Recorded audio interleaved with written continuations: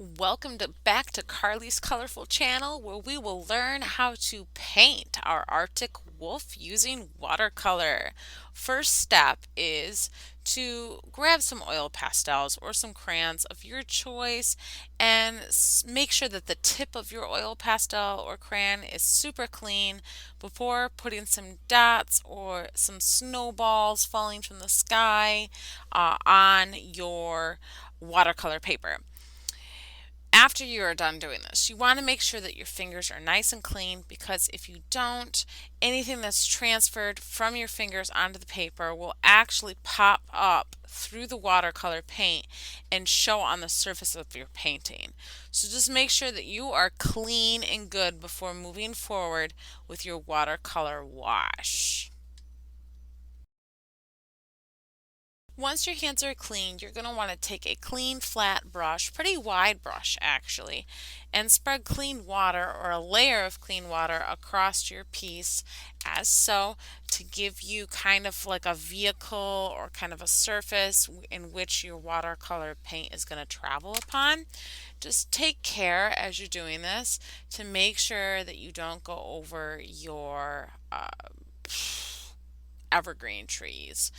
Very important, because this water is, because your dry paper is actually going to act like a barrier. It's going to prevent watercolor paint from leaking into a certain shape. So just take your time. If you have to switch out your brush to a smaller brush in order to get between the cracks and crevices, go ahead and do so. For this piece, I'm actually only going to be working with one color. I'm just going to be working with different shades or variants or intensities of the color blue.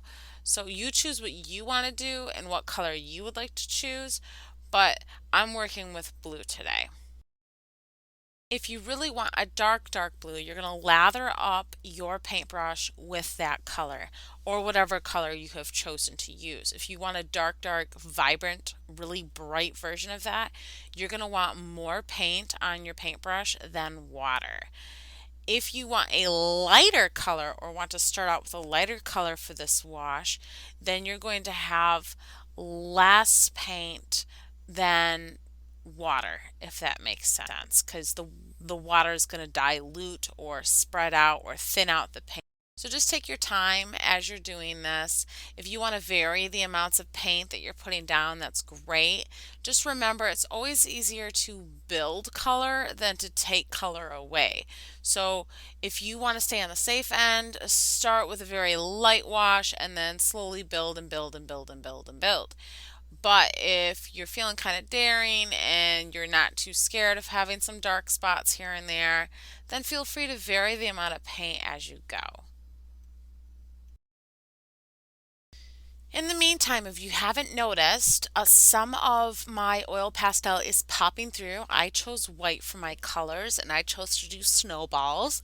Now, this is because we are using science. Wax and oil do not mix with water.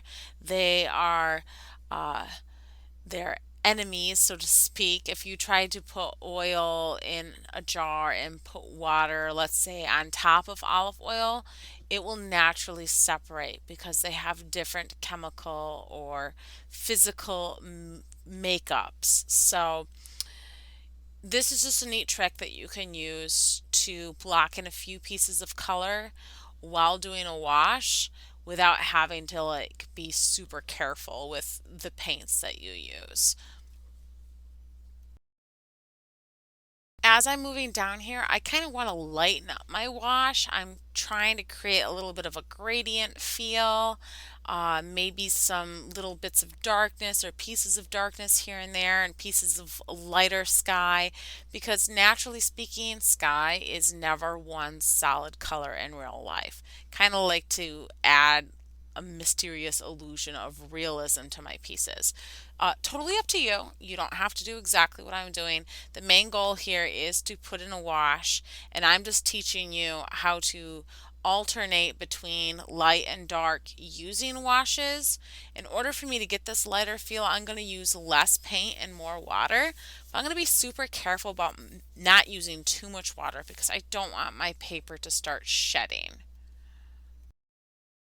If need be, I can always come back and add more darkness on top of the layer that I have after it has dried.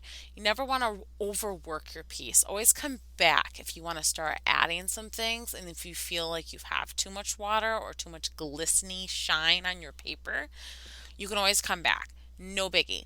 Now for the smaller parts here, like in between the trees, the sky parts, I'm going to switch to a smaller brush, or I'm going to be super careful and just use the bristled edges of my flat brush.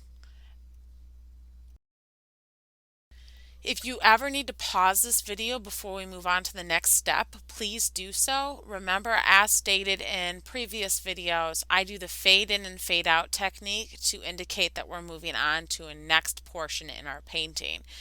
If you need more time, feel free to pause and then play once you're ready to continue.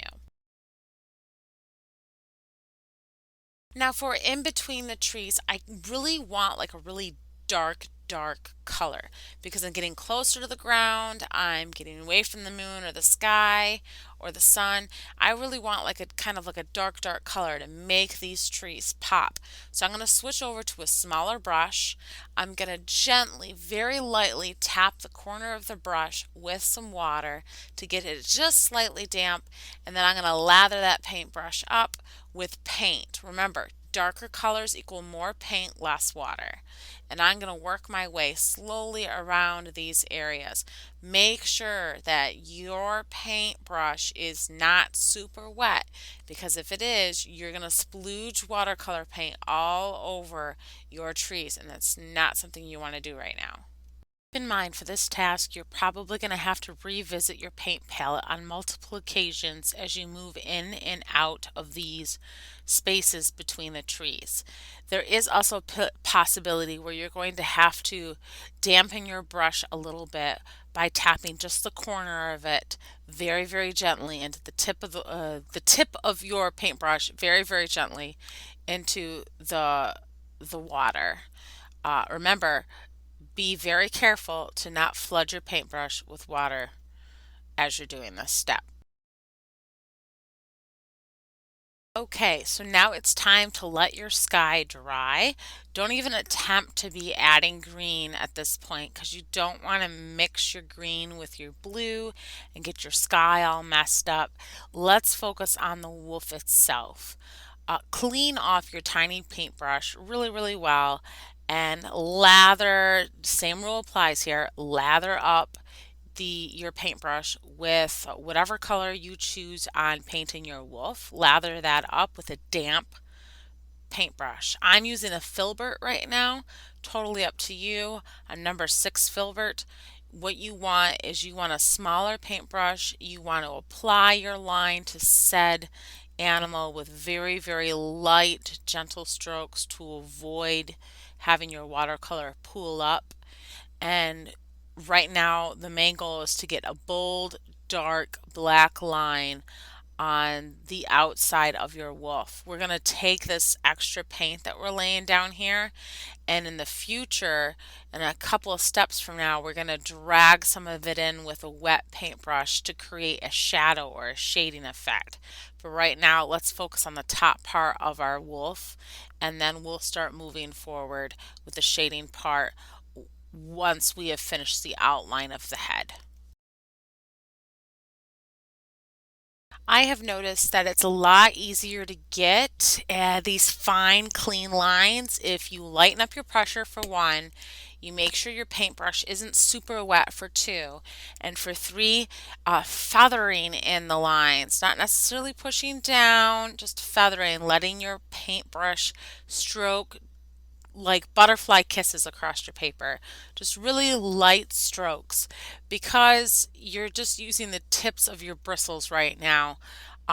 They should be lathered up quite decently with paint, so you shouldn't need to add pressure when you're doing this. So go in with a light hand. Now that we got the outline in, we're going to start shadowing. So first, clean off that brush really well. Make sure that when you apply it to your paper, it's damp, but it's not soaking wet. You want to have it damp enough where it can soak up or pick up some of that black line that you just put in. Well, you don't want it flooding with water either because it's going to splooge everywhere. You're going to have a hot mess. So just make sure that your paintbrush is damp, wet enough to kind of create like a vehicle for your paint, but not too wet where it goes crazy and out of control.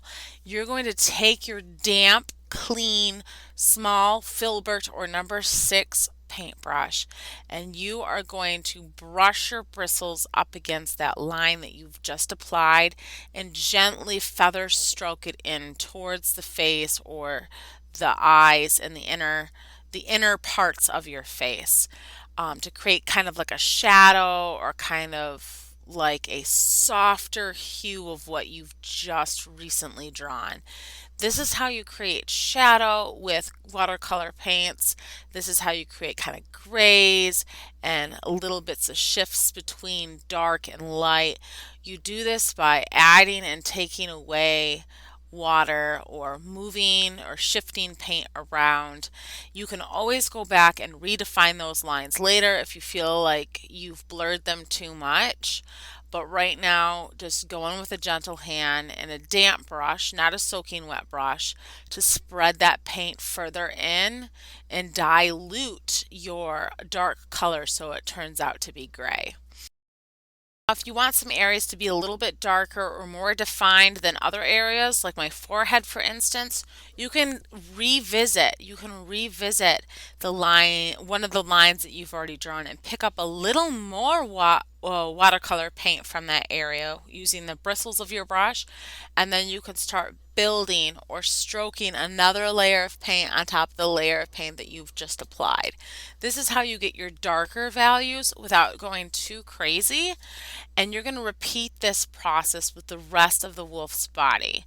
I kind of put some shadows on the outer edges of the face to kind of get my viewer to shift from light to dark. You choose how you want to do this, but make sure that when you're doing your paintbrush strokes that you are stroking within the direction of which the fur is going.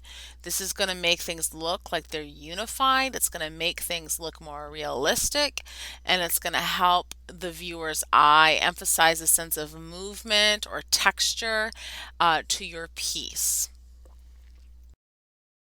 Realistically speaking, I'm going to add some shadow to the underbelly. I'm going to darken the line near the skin that actually touches the snow because I'm going to have a contact shadow.